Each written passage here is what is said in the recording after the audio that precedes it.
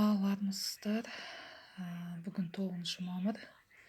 Енді тарихи күн, тарихи бір сондай бір мағлұматтарға қарай, енді фашистік Германиядан жеңіп, Совет одағы, Кеңес одағы жеңген күн деп біз білеміз. Енді бізге сөйтіп үйретті, әлі де сөйтіп келе жатыр. Бірақ бұл аталарымыздың, бабаларымыздың, аға көкелеріміздің қыршын кеткендер де бар арасында. Құрбандар ғой, былай қазақша анық айтқанда.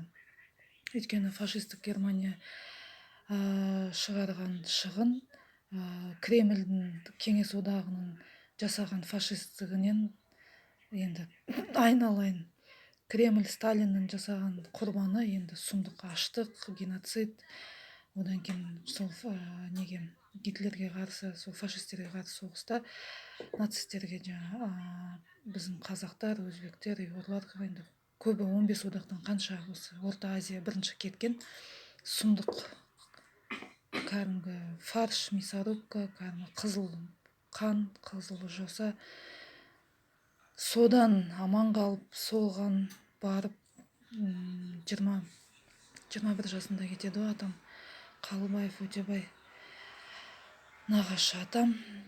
Міне ақын, Рейхстагқа ту тіккен қазақтың бірі, елге келіп, үйленіп, ұрпақ сүйіп, үй көтеріп, мектеп көтеріп, оқымай, сауатсыз жаңағыдай қашып, сондай әлде бар ғой ондай балалар, соларды арықтан жуып, апам киім тігіп беріп, соларға вечерний школа ашып, кешкі мектептер ашып, солардың бәрі қазір адам министр, күшті, керемет не деп отыр.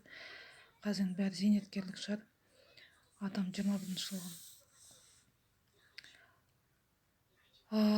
Сонымен осындай керемет ардақты, керемет ағартушы, ұлы жүздің дулатын сиқымнан тараған Сарышолда Көмешбұлақтың текті жердің ұрпағын енді кішкентай асыл тұяғымыз осындай датада атап өтпесек еш шығарып, аруағына еске алып, бәйт оқып, Құран бағыштап, біз енді бар, біздің міндетіміз, парызымыз сол.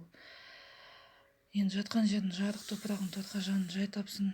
Өте мейірімді, өте ақкөңіл, өте сондай кәдімгі ақын жанды, сондай мейірімге толы. Бүкіл мен әкем жағымда да, әкем де жетім қалған ғой, сол жетімсіретпей бізді де өсіріп жеткізген осы атам. Алғыс білдірем аташым.